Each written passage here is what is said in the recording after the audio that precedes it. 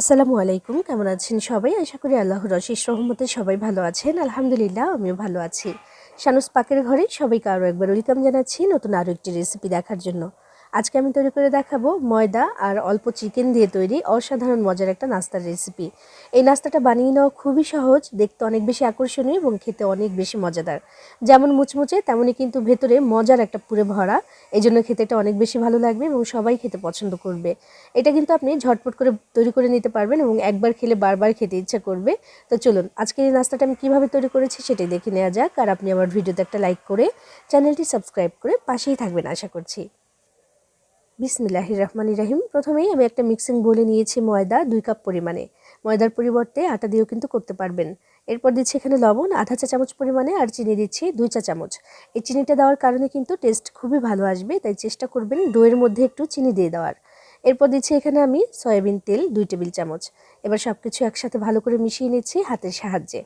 ভালো করে যখন মেশানো হয়ে যাবে তখন এখানে আমি অল্প অল্প করে পানি দিয়ে একটা ডো মাখিয়ে নিচ্ছি। পানিটা নর্মাল পানি। তো এই পানিটা কিন্তু একবারে দেওয়া যাবে না বা বেশি করে ঝপ করে দিয়ে দেওয়া যাবে না। একটু অল্প অল্প করে কয়েকবারে দিয়ে তারপর সুন্দর এবং সফট করে একটা ডো মাখিয়ে নিচ্ছি। বেশ সফট করে কিন্তু একটা ডো আমার মাখানো হয়ে গেছে। এবার এটাকে একটু রেস্টে রেখে দিতে হবে প্রায় 15 মিনিটের জন্য। তো একটু তেল মাখিয়ে রাখলে কিন্তু এটা আরও একটু সফট হবে এবং নাস্তা বানালে সেটা কিন্তু খুব ভালো এবং মুচমুচে হবে। তো সেই জন্য একটু তেল মাখিয়ে ঢাকনা দিয়ে ঢেকে আমি একটা পাশে রেখে দিচ্ছি এটাকে 15 মিনিটের জন্য। ততক্ষণে আমি ভেতরের জন্য পুরটা বানিয়ে নেব। তো এখানে আমি আগে থেকেই চিকেন সেদ্ধ করে এমন করে ছাড়িয়ে রেখেছি। চিকেনের একটা ব্রেস্ট নিয়ে সেটাকে আগে থেকে আমি সেদ্ধ করে এইভাবে করে একটু সুন্দর করে ছাড়িয়ে রেখে দিয়েছি। এটা দিয়ে আমি পুর বানাবো। বিসমিল্লাহির রহমানির রহিম। আমি এখানে একটা প্যানের মধ্যে দিয়ে দিলাম 2 টেবিল চামচ পরিমাণে সয়াবিন তেল। তেলটা একটু গরম হয়ে গেলে দিয়ে দিচ্ছি এখানে 1 কাপের একটু কম পরিমাণে পেঁয়াজ কুচি। পেঁয়াজটাকে একদম চিকন করে বা ছোট করে কুচি করে রেখেছি। এবার যখন একটু নাড়াচাড়া করা হয়ে গেছে তখন আমি এখানে দিয়ে দিলাম কাঁচামরিচ কুচি। কাঁচামরিচটাকে একদম কুচি করে নিয়েছি, মানে একটা কাঁচামরিচ প্রথমে আমি 2 ভাগ করে নিয়েছি, তারপরে এমন কুচি করে কেটেছি। তো আমি এখানে কোনো শুকনো মরিচের গুঁড়ো দেবো না, তাই এখানে কাঁচামরিচটাই কিন্তু আমি দিয়েছি ঝালের জন্য। 2 টেবিল চামচ পরিমাণে দিয়েছিলাম। এরপর এখানে গাজর একদম ছোট করে কুচি করে দিয়ে দিলাম 1.5 কাপ পরিমাণে এবং বাঁধাকপি দিচ্ছি 2 কাপ। বাঁধাকপিটাও কিন্তু একইভাবে একদম ছোট করে কুচি করেছি। তো বোঝার সুবিধার জন্য আমি একটু হাত দিয়ে ধরে দেখিয়ে দিলাম যে কতটা ছোট করে আমি কুচিটা করেছি। এবার সব কিছু একসাথে একটু মিক্স করে নিয়েছি। নেওয়ার পরে এখানে আমি দিয়ে দিব সিদ্ধ করে রাখা চিকেনটা। দিয়ে দিচ্ছি এখানে স্বাদমতো একটু লবণ, 1 চা চামচ পরিমাণে ধনিয়া গুঁড়া আর 1 চা চামচ দিয়ে দিচ্ছি এখানে আমি জিরার গুঁড়া। তো এখানে কিন্তু অনেক বেশি মশলা ব্যবহার করব না, এই জিরার গুঁড়া আর ধনিয়া গুঁড়াটা দিয়েছি আর দিলাম একটু লবণ। তো সব কিছু একসাথে আবার একটু মিক্স করে নিয়ে তারপরে সেদ্ধ হওয়ার জন্য দিয়ে দিচ্ছি আমি পানি। 1 কাপের থেকে একটু কম দিয়েছি আমি পানি এখানে। আর এই যে সবজি দিয়েছি এখান থেকেও কিন্তু কিছুটা পরিমাণে পানি বের হবে, সেটা দিয়ে ভালো করে সব কিছু সেদ্ধ হয়ে যাবে। আর চিকেনটা তো আগে থেকে সেদ্ধ করাই ছিল, এখন শুধু সবজিটা সেটাও হয়ে যাবে, কারণ একদম ছোট্ট করে আমি কেটে দিয়েছি, এগুলোকে একদম কুচি করে দিয়েছি, তাড়াতাড়ি কিন্তু হয়ে যাবে। ঢাকনা দিয়ে ঢেকে চুলা আঁচটাকে মিডিয়ামে রেখে আমি 4 থেকে 5 মিনিট অপেক্ষা করেছি। এরই মধ্যে কিন্তু সব কিছু সেদ্ধ হয়ে গেছে, পানিটাও শুকিয়ে গেছে। এই মুহূর্তে এখানে দিচ্ছি আমি সয়া সস। তো এটা দিয়ে দিচ্ছি আমি এখানে 1.5 টেবিল চামচ পরিমাণে। সয়া সসটা দেওয়ার পরে এবার নাড়াচাড়া করে সুন্দর করে মিশিয়ে দিতে দিতে এটাকে একদম ভাজা ভাজা করে ফেলবো। আর ততক্ষণে দেখবেন যে কালারটাও চেঞ্জ হয়ে গেছে ওই সয়া সসটা দেওয়ার কারণে। আর এটা দিলে কিন্তু টেস্টও খুব ভালো আসবে। তো দিয়ে দেখেন একদম ভাজা ভাজা করে ফেলেছি। এবার একটু ধনিয়া পাতা কুচি দিচ্ছি, আসলে একটু না অনেকখানি দিয়েছি। ধনিয়া পাতাটা দিলে একটু খেতে ভালো লাগবে। তো দিয়ে এবার মিশিয়ে নামিয়ে নিতে হবে, কারণ আমাদের পুরটা কিন্তু রেডি হয়ে গেছে। আর হ্যাঁ, যেহেতু এখানে সয়া সস দিয়েছি তাই লবণটা কিন্তু একটু কম করেই দিয়েছিলাম, কারণ সয়া সসটা কিন্তু লবণাক্ত থাকে। তো সুন্দর একটা ভাজি বা একটা পুর আমার রেডি হয়ে গেছে। চাইলে এটা রুটি বা পরোটা দিয়েও কিন্তু খেতে পারবেন, অনেক বেশি মজার হয় এটা। নামিয়ে আমি ঠান্ডা হতে দিলাম। আর এদিকে আমাদের ময়দাটা কিন্তু রেস্টে রেখে দিয়েছিলাম, হয়ে গেছে। এবার এটা দেখেন আরও সফট হয়ে গেছে, একদম তুলতুলে বলে যেটাকে। তো এটাকে আরও একবার একটু ময়াম করে নিচ্ছি, একদম তুলতুলে হয়ে যাচ্ছে। দেখেন কত সুন্দর হয়েছে, মাশাআল্লাহ। দেখতে পাচ্ছেন যে কতটা সুন্দর হয়েছে। এবার এটাকে ছোট ছোট করে মানে লেচি কেটে নিতে হবে, একদম ছোট করে কাটবো। একটা একটা লেচি দিয়ে একটা রুটি বেলবো এবং এক একটা নাস্তা হবে। খুব বেশি বড় করছি না, একটু ছোট করে কিন্তু কেটে নিচ্ছি আমি।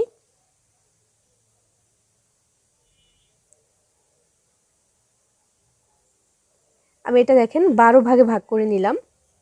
লেচিগুলোকে প্যারার শেপ দিয়ে দিচ্ছি, তারপর যেটা বেলবো সেটা বাইরে রেখে বাকিগুলোকে ঢেকে রাখবো যেন ড্রাই হতে না পারে, বাতাস লেগে কিন্তু ড্রাই হয়ে যায়। তো ঢাকনা দিয়ে ঢেকে রেখে দিলাম। এবার একটু ময়দা ছিটিয়ে আমি একটা রুটি বেলবো। এই রুটিটা কিন্তু অনেক বেশি মোটা হবে না, আবার একেবারে একদম ফিনফিনে পাতলাও হবে না, মানে আমরা যেমন রুটি বেলি সবসময় তার থেকে সামান্য একটু পাতলা হবে, খুব বেশি না। আমি দেখিয়ে দিচ্ছি, দেখেন এই যে এমন হতে হবে রুটিটা। এবার এটাকে কেটে নিতে হবে। কাটার কাজটি করে নিতে পারেন ছুরি দিয়ে, আবার এমন কাটার দিয়েও কেটে নিতে পারেন। তো আমি এই কাটারটা দিয়ে কেটে নিচ্ছি। প্রথমে চারকোনা শেপ দিয়ে দিলাম। এবার এর মধ্যে আমি দিব আমাদের যে পুরটা বানিয়ে রেখেছিলাম না আগে থেকে, সেটা। এই যে দেখেন মাশাআল্লাহ কি যে সুন্দর হয়েছে এই পুরটা। আর পুরটা খেতে মজা হলে কিন্তু নাস্তা এমনিতেই ভালো লাগে খেতে।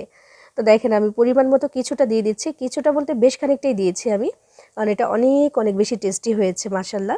এবার যে মাথার এই দিকটাতে সামান্য একটু পানি লাগিয়ে দিলাম আমি প্রথমে, দিয়ে এটাকে একটা ভাঁজ প্রথমে দিয়ে দিচ্ছি। এবারে যে সাইডগুলো এগুলোকে ভালো করে একটু চেপে চেপে আমি আটকে দিচ্ছি, যেন এই যে পুরটা সেটা যেন বের হতে না পারে। এবার আমি ডিজাইনটা করে দেখাবো। যে ডিজাইনটা করেছি খুবই সাধারণ একটা ডিজাইন, তবে এইভাবে যদি করেন এটা কিন্তু অনেক বেশি আকর্ষণীয় লাগে, দেখতেও সুন্দর লাগে, আর যে খাবার দেখতে সুন্দর লাগে সে খাবার খেতেও ভালো লাগে। তো যে দেখেন কাটার দিয়ে এইভাবে করে আমি একটু কেটে দিচ্ছি, মাথাটা কিন্তু কাটছি না, একটু দেখে বুঝে নিতে হবে। এটা শুধু একটু আঁচড় কেটে গেলাম, এই যে এমন হয়েছে। ব্যাস এবার এই মাথাটা একটু পানি লাগিয়ে দিতে হবে, পানিটা আঠার কাজ করবে। পানিটা লাগিয়ে দেওয়া হয়ে গেলে এবার একটু ভাঁজ দিয়ে দিব, একটা ভাঁজ আমি দিয়ে দিচ্ছি। ব্যাস হয়ে গেল আমাদের নাস্তা। এই নাস্তাটা যে কি যে সুন্দর হয়েছে দেখেন, আর ভাজার পরে আরও বেশি সুন্দর হবে। এই যে কেটে নিলাম একটু ডিজাইন করে, এটার জন্য অনেক বেশি আকর্ষণীয় লাগে। তো এই যে দুটা মাথা আরও একবার একটু চেপে আটকে দিলাম আমি, এবং দেখতে দেখেন কতটা সুন্দর হয়েছে মাশাআল্লাহ। একইভাবে এখন সবগুলো নাস্তা তৈরি করে তারপর আমি দেখাচ্ছি। সবগুলো নাস্তা আমার রেডি করে নেওয়া হয়ে গেছে। এবার সরাসরি ভাজার জন্য চলে যাব, এবং তার জন্য কিন্তু চুলায় তেল গরম হতে দিয়েছিলাম আমি আগে থেকেই। বিসমিল্লাহির রহমানির রহিম। অবশ্যই ডুবো তেলে ভাজতে হবে, আর তেলটাকে আগে ভালো করে গরম করে নিয়ে তারপর চুলার আঁচটাকে আমি মিডিয়ামে করে দিয়েছি। তারপর এক এক করে নাস্তাগুলো দিয়ে দিচ্ছি আমি, যে কয়টা একবারে দেওয়া যায়। উল্টে পাল্টে সুন্দর একটা কালার আসতে আসতে কিন্তু সুন্দর একদম মুচমুচেও হয়ে যাবে। সময় লেগে যাবে প্রায় 3 থেকে 4 মিনিটের মতো, যেহেতু আমি চুলার আঁচটা অনেক বেশি বাড়িয়ে দেইনি। দেখেন উল্টে পাল্টে দিচ্ছে। যে কোনো পুর ভরেই কিন্তু এই ডিজাইনে আপনি নাস্তাটা বানিয়ে নিতে পারেন। তবে আজকে যে পুরটা আমি বানিয়েছি সেইভাবে যদি বানান তাহলে কিন্তু অনেক বেশি মজাদার হবে এবং সবাই খেতে পছন্দ করবে। এমন একটা নাস্তা যে কাউকে খাওয়ালেও কিন্তু প্রশংসা তো করবেই, আরও একবার খেতে চাইবে, এত বেশি মজার হয়েছে এটা।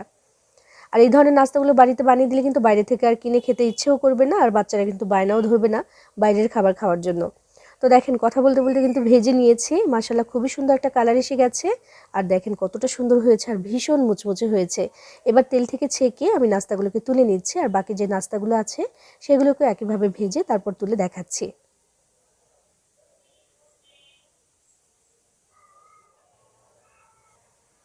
এরই সাথে তৈরি করে নেওয়া হয়ে গেল ময়দা আর মুরগির মাংস দিয়ে তৈরি অসাধারণ মজার একটা নাস্তার রেসিপি। এটাকে চাইলে সমুচাও বলতে পারেন, কারণ সমুচা সিঙ্গারা সব কিছু ফেল এই ধরনের নাস্তাগুলোর কাছে। আর যেহেতু বাড়িতে বানাচ্ছেন অনেক বেশি স্বাস্থ্যকরও আর অনেক বেশি মজাদারও হয় এটা। দেখতে পাচ্ছেন একটা ভেঙে দেখালাম যে কতটা সুন্দর হয়েছে মাশাআল্লাহ।